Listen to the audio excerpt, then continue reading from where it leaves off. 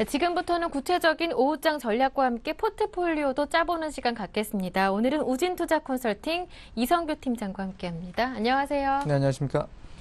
네, 좀 전에 충분히 얘기를 드렸던 대로 이번 주 대형 이벤트들을 앞두고 오늘 장은 관망하는 움직임 보여주고 있습니다. 외국인만 매수하고 있는 가운데 코스피는 소폭 내렸죠. 1928포인트인데요. 오늘 장 체크 포인트 어떤 걸로 보십니까?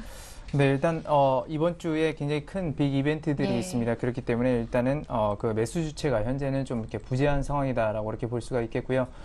지금 물론 외국인들이 좀 이렇게 1,000억 원 넘게 이렇게 매수는 하고 있지만 선물에서는 매도세를 좀 보이고 있습니다. 그리고 기관가 기관가 그리고 우리나라 개인 같은 경우는 역시나 그 매도세를 일관하고 있다는 점. 그래서 정확하게 상방으로 틀 수 있는 지금 베팅 자체는 안 하고 있는 상황이라는 거 우선적으로 좀 말씀을 드리겠습니다. 그렇기 때문에 일단 지수 자체가 좀 혼조세로 좀 진행이 되고 있다는 걸 말씀드리겠고요.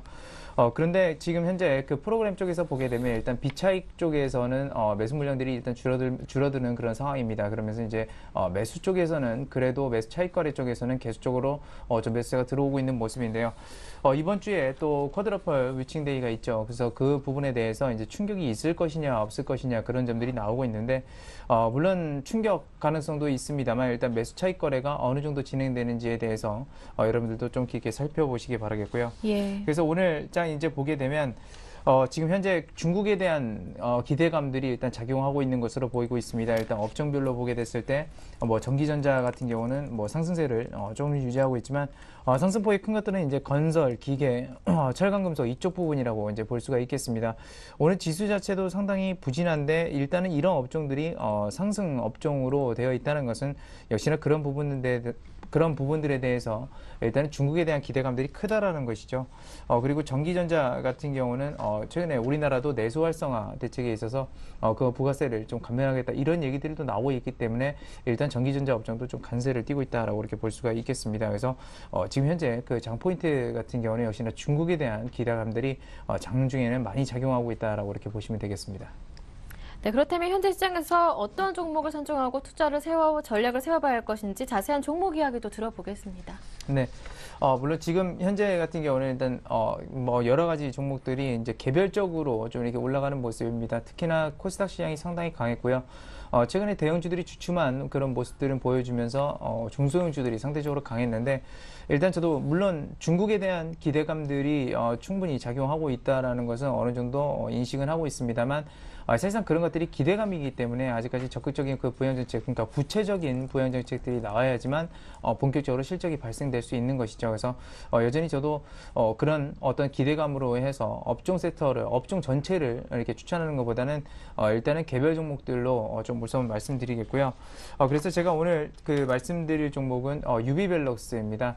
아마 우리 개인 투자자분들 많이들 들어보셨을 텐데요.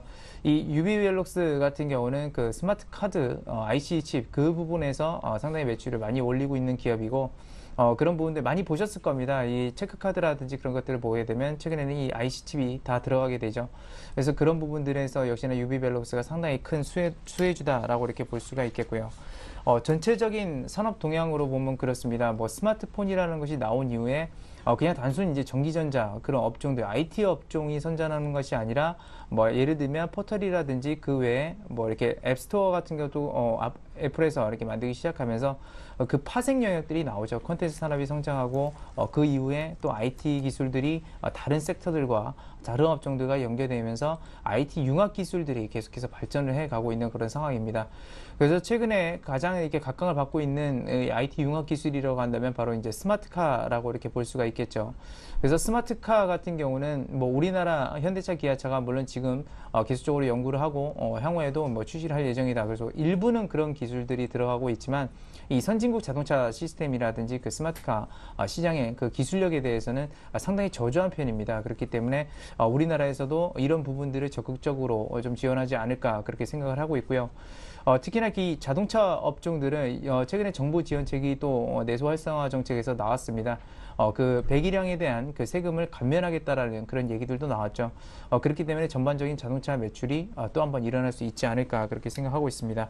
그래서 유비벨럭스 같은 경우는 원가율 개선과 그리고 판관비의 절감 노력이 계속해서 되고 있기 때문에 일단 그런 부분들을 봤을 때 이 유비벨럭스가 일단 원가 절감 효과라는 것을 상당히 좀 깊게 누리고 있어서 사실상 매출은 올해 줄었습니다만 매출은 줄었는데도 불구하고 영업이익이 증가하는 그런 모습들은 보이고 있다라고 이렇게 말씀드릴 수 있겠습니다. 근데 물론 그렇다고 해서 무조건 기업이 또 성장하는 것은 아니죠. 근데 첫 번째 일단 포인트로 보실 것은 이제 스마트카라고 이게 볼 수가 있겠습니다. 단기적 모멘텀이라고 이제 볼 수가 있겠는데요. 앞서서 말씀드렸던 것처럼 스마트카 지원에 대한 그 정책들이 계속해서 나오고 있고 이런 사람은 계속해서 발전을 해 갈 수 있을 것으로 좀 생각이 되고 있습니다. 그래서 일단 유비벨럭스에 대해서 전반적인 상황에 대해서 좀 말씀을 드렸고요.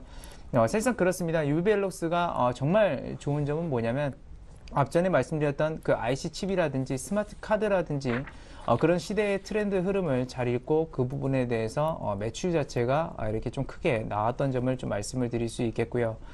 그리고 두 번째로는 그런 기술들을 이용해서 이런 산업으로 스마트카 산업으로 진화를 해간다는 것이 두 번째 큰 포인트가 되겠습니다. 근데 실제적으로 여러 산업들이 있지만 여러 산업들 중에서도 가장 큰 수익을 올리는 것은 바로 그 진화하는 그 산업을 갖고 있는 산업이 바로 큰 수익력을 올리게 되죠. 대표적으로 스마트폰이 일종의 말하면 그 기존의 휴대폰이라든지 아니면 인터넷 서비스 그리고 컴퓨터 등을 합쳐놓은 진화적인 서비스라고 보시면 되겠습니다. 그래서 역시나 유비벨럭스가 물론 이게 저평가는 아닙니다. 저평가는 아닙니다만 그런 트렌드를 잘 읽고 있고 그런 진화적 요소를 가지고 있기 때문에 상당히 메리트 있는 구간이다라고 이렇게 볼 수가 있겠습니다. 그래서 매수가는 지금 현재는 일단 현재가에서 매수를 가능한 구간이다라고 이렇게 말씀을 드리겠고요. 네. 잠깐 차트를 보면서 좀 설명을 드리도록 하겠습니다. 네. 지금 현재 같은 경우는 오늘장에서 일단 스마트카에 대한 그 어떤 기대감들이라든지 그런 것들이 나오면서 이제 상승하는 모습을 보였습니다. 하지만 다시 한번 보합권으로 내려온 모습인데요. 일단 여기서 중요한 것은 뭐냐면 유비벨럭스가 최근에 들어서 자사주 신탁 계약을 해지를 했다라는 겁니다. 그렇게 됐을 때 주가 자체의 움직임이 상당히 좀 불안정해질 수 있다라고 이렇게 보시면 되겠고요. 그렇기 때문에 매수가는 현재 구간이지만 일단은 현재 구간부터 추가적으로 조정이 나올 수 있다라는 점, 제가 그런 점들을 우선적으로 좀 말씀을 드리겠습니다. 그래서 지금 방금 전에 말씀드렸던 것처럼 어느 정도 그 박스권 하단에서 지지하고 있기 때문에 일단은 이 점을 매수가 부분으로 좀 우선적으로 좀 정해드리겠고요. 사실상 그 자사주 신탁 계약이 이게 해지가 되게 됐을 때 주가가 네. 불안정해지면서 일시적으로 하락하는 경우가 있습니다. 그래서 일단은 두 가지 측면이 있는데요. 단기적으로 여러분들이 접근하실 때는 일단은 손절가는 굉장히 짧게 잡는 것이 좋습니다. 그래서 손절가는 지금 27,000원 선 제시를 해드리는데 좀 나는 이 기업을 단기적 말고 좀 중장기적 관점에서 한번 보시겠다 하시는 분들은 지금 현재 자사주 신탁 계약이 만약에 안 돼가지고 주가가 불안정해질 때 추가적으로 내려갈 수 있는 구간은 약 25,000원 구간입니다. 그래서 이 부분까지 분할 매수하겠다라고 생각하시고 구간별로 나눠서 매수를 하시는 게 좋고요.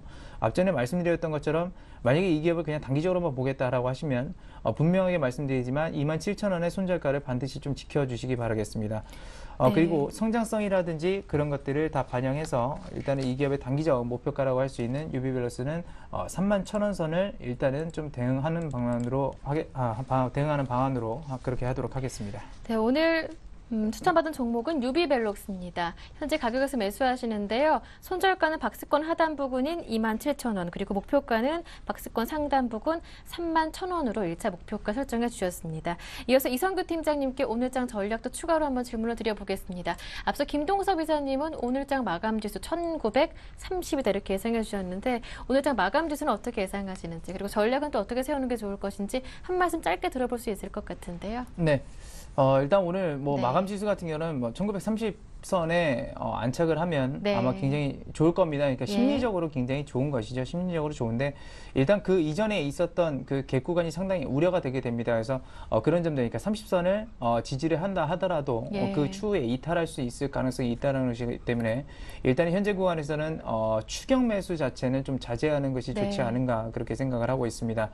그리고 이번 주에 있을 가장 중요한 이슈라고 한다면 이제 독일의 그 ESM에 대한 그 위헌 판결이 나오게 되는데요. 일단 그런 부분들에 대해서는 좀 긍정적인 얘기들 나오고 있지만 만약에 그게 변수로 돌아섰을 때는 상당히 큰 충격으로 증시에 작용할 수 있다는 점 말씀드리겠고 그런 점들을 봤을 때는 일단은 오늘 뭐 1930선 일단은 저도 안착하기를 바라고 지금 흐름으로 봐서는 안착 가능성이 상당히 높다라는 것입니다. 그래서 제가 말씀드릴 수 있는 것은 추격 매수는 자제하고 예. 일단은 그런 부양책에 힘입어서 다시 한번 같이 올라갈 수 있는 업종 섹터들에 대해서 분할 매수 관점으로 들어간다. 만약에 샀는데 갑자기 급등한다라고 하면 일단은 그런 종목들은 추격 매수 또 할 필요가 없습니다. 말 그대로 이익만 누리면 되는 것이고요.